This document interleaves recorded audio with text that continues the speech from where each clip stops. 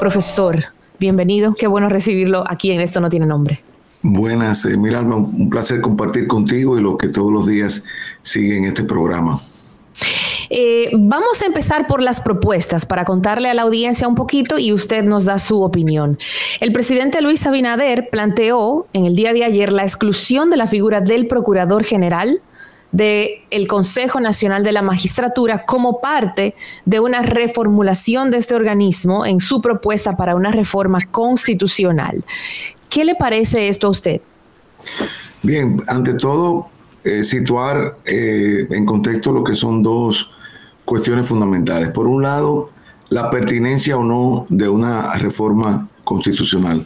No hay dudas de que la Constitución, como todo instrumento normativo, es mejorable. Sin embargo, una reforma constitucional es una operación de cirugía mayor en el cuerpo político nacional y requiere de un consenso político, de un consenso técnico y de un consenso social. La propuesta de reforma básicamente está estructurada alrededor de una reforma del Estatuto del Ministerio Público, por un lado, y por otro lado, otro conjunto de reformas constitucionales lo sería reforma al funcionamiento de las altas cortes.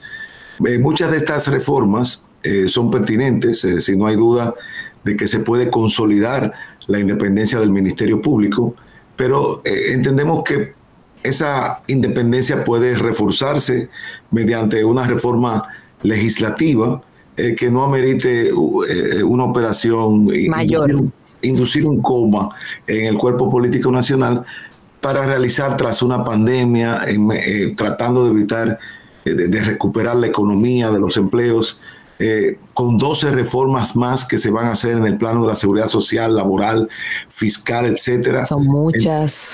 Son muchas cosas y esa es una operación política muy fuerte. Esto es sin perjuicio de que muchas de esas reformas son válidas, como la creación de una abogacía del Estado, el hecho de que se refuerce la independencia del Ministerio Público, pero hay otras que a mí me preocupan, como por ejemplo disminuir la mayoría agravada para decidir en el Tribunal Constitucional, que ahora es de 9 a 4, para llevarlo a una mayoría simple, y también establecer una presidencia rotatoria que podría dar lugar a un proselitismo político al interior del órgano, aparte de que se limitaría el mandato por 12 años del actual presidente Milton Ray Guevara. Son todos elementos muy preocupantes y no sé hasta qué punto nosotros estemos preparados para manejar todas estas reformas al mismo tiempo, aún en el marco de ese diálogo social que se ha iniciado. O sea, básicamente usted entiende que hay reformas de las que se proponen que son necesarias, pero quizás no ve prudente que sean todas a la vez, como si fuese un acto de malabarismo en donde tenemos muchas pelotas y no sabemos cuál de esas se va a caer.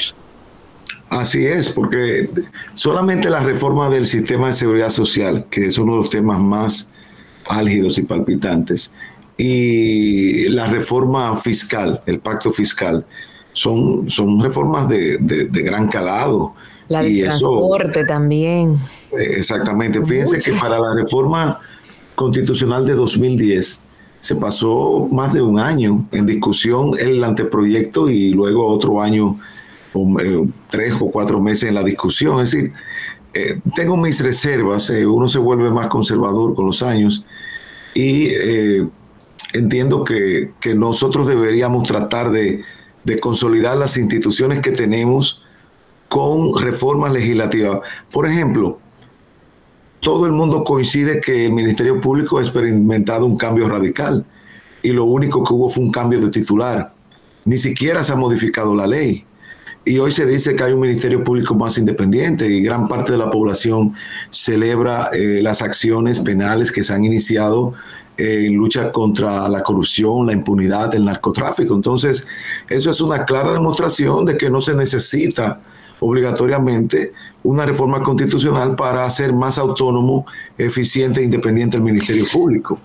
Lo que pasa es que en ese aspecto podríamos decir que si bien es cierto que todo el cuerpo del Ministerio Público es prácticamente el mismo, quizás existe ahora una voluntad política para que se accione de otra manera. Entonces, quizás lo que el presidente trata de hacer es que no dependa de la voluntad de una persona, sino de un sostén legislativo, que exista esa independencia y que haya una voluntad para trabajar temas, sobre todo tan delicados como la corrupción y la impunidad, que eran temas que la población pedía a gritos que se tomaran en cuenta.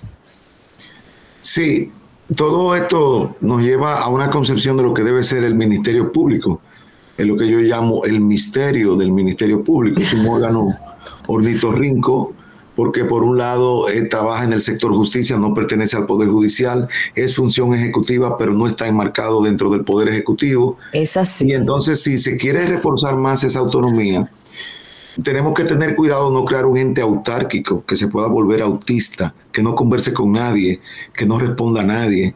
El modelo que nosotros tenemos es un modelo como el norteamericano, donde el presidente puede remover en cualquier momento al Attorney General y lógicamente tiene la capacidad de designar a 96 fiscales federales y luego hay una autonomía e independencia para la persecución. Si no vamos a ir a otro modelo, nosotros tenemos que ser muy cuidadosos de cómo diseñamos esto, porque podríamos lamentarnos luego. ¿Por qué el presidente Abinader ha podido dar un cambio radical en el Ministerio Público? Por su poder de designación. Si él no tuviese esa capacidad de designación, no pudiera dejar su imprimatur, su impronta, no la pudiera dejar. Entonces también nosotros no podemos tener un Ministerio Público que no sea políticamente responsable.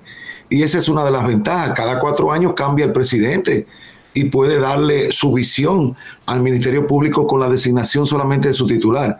Una titular como el caso de Miriam Germán, de una capacidad incuestionada y que incluso no responde a ningún partido político, porque ese era el procurador o la procuradora que se requería en este momento. Eso se puede perder cuando se crea un órgano corporativo totalmente independiente de los demás poderes, que está ahí de modo inamovible y que puede volverse totalmente impermeable a lo que son las necesidades sociales, porque el presidente tiene que tener la capacidad de poder dirigir la política criminal del Estado, como dirige la política de salud o como dirige la política de educación. Ahora, una cosa es dirigirla, las grandes líneas, y otra es la independencia que deben tener los fiscales, que es el punto que nosotros entendemos que debe ser reforzado y que no depende necesariamente de una reforma constitucional. Profesor, si estuviera en sus manos, ¿cuáles de esas reformas usted aplicaría y qué cosas cambiaría? Yo creo que hay un sentir nacional de que se debe fortalecer el Ministerio Público, de que se le debe dotar de recursos humanos y materiales. Y creo que donde se pone la palabra hay que poner la plata. No basta solamente hablar de independencia, hay que dotar de un presupuesto adecuado al Ministerio Público. Totalmente de acuerdo. El presupuesto es el mapa de intención real de acción. La medida del aprecio es el precio. No me quieras tanto y no me apoyas presupuestariamente. Eso es lo primero. Exacto. Lo segundo es fortalecer la escuela del Ministerio Público, fortalecer la carrera y hacer los ajustes legislativos que se consideren pertinentes para fortalecer esa independencia, pero sobre todo es crear una cultura institucional. Mira, es mucho, Miralba, lo que nosotros hemos avanzado en los últimos 25 años, porque hoy se habla de que no se respeta la carrera del Ministerio Público. No es cierto, hay que decirlo, se ha avanzado. Entonces, hay que decirlo, es así. Vamos a construir sobre eso. A veces los dominicanos sufrimos de un deseo de recomenzar todo de nuevo. No. Vamos a fortalecer lo que tenemos. Fíjense cómo un cambio en la dirección de un órgano comienza a transformar en un accionar. Vamos entonces a dejar esto como conquistas permanentes. Con eso no me cierro a la reforma, porque los juristas debemos de callar allá donde los políticos hablan. Si los políticos están de acuerdo como representantes de la nación de qué debe hacerse, bueno, uno como médico lo más que puede hacer es recomendar el modo menos invasivo, una cirugía laparoscópica, menos traumática para el cuerpo social. Pero cuando yo soy constitucionalista y cuando oigo hablar de reforma constitucional, es como cuando un médico de una vez le dice vamos a hacer una operación de corazón. Vamos a cirugía. Vamos primero a hacer un cateterismo, vamos a ver qué procedimiento no invasivo. Que sea la última opción, ¿verdad?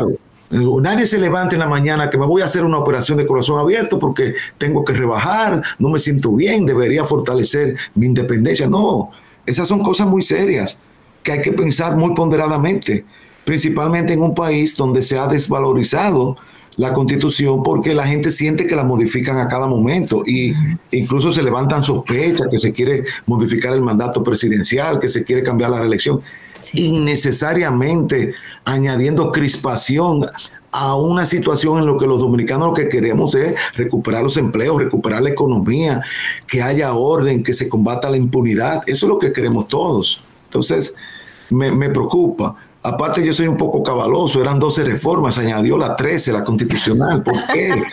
Con 12 era suficiente. ¿Con qué tiempo los actores políticos van a poder manejar todo eso? No sé, a mí me cuesta incluso trabajo manejar mi oficina. ¿Cómo tú puedes manejar 13 reformas? Debemos pensar seriamente en esto. Se habla también de una reorganización del funcionamiento de las altas cortes en búsqueda de que sus jueces se mantengan sujetos a un régimen de ingreso, permanencia y alternancia más riguroso. Se habla de que no haya proselitismo ni militancia política en un periodo de tiempo. ¿Qué le parece a usted esa parte de lo que se sugiere? Yo estoy en contra de eso. Porque en el caso, por ejemplo, del Tribunal Constitucional, la experiencia política de los magistrados es clave. El Consejo Constitucional francés, el Tribunal Constitucional italiano han tenido a senadores, han tenido a políticos a tiempo completo que han formado parte de ese órgano. No es el caso del Poder Judicial, porque en el Poder Judicial hay una carrera y el perfil del juez es diferente al perfil del magistrado constitucional. Pero ¿cómo tú ibas a privar a Milton Ray Guevara de ser juez del Tribunal Constitucional porque toda su vida militó activamente como dirigente del Partido Revolucionario Dominicano? Eso no cabe en cabeza de nadie. Eso excluye a muchísima gente que ya no podría participar, sobre todo porque el constitucionalista trabaja en actividades políticas. Es como que tú pidas que para ser miembro de la Sinfónica tú no puedas haber tocado en ninguna orquesta. Pero Dios mío, o sea, ¿en qué cabeza humana? Este afán de despolitización, yo le tengo un miedo, porque ¿qué significa eso? Yo creo que no hay cosa más política que este afán de la politicidad, porque ya eso es una proclama política. Pedir que no pueda, díganme un solo tribunal constitucional del planeta Tierra donde no haya políticos que hayan hecho actividad política. La Corte Suprema de Estados Unidos fue presidida por políticos. En el caso de Eisenhower designó al que fue el jefe de la convención que lo eligió a él. Fue el presidente de la Suprema, uno de los mejores presidentes que ha tenido la Suprema Corte de Estados Unidos. Entonces, yo digo, vamos a pensar esto bien. Vamos a reflexionar bien qué es lo que queremos. Yo entiendo que pueden hacerse reformas legislativas, puede también considerarse posteriormente una reforma, pero tiene que ser fruto de un consenso técnico, que no es solamente un consenso político, se requiere también un consenso social.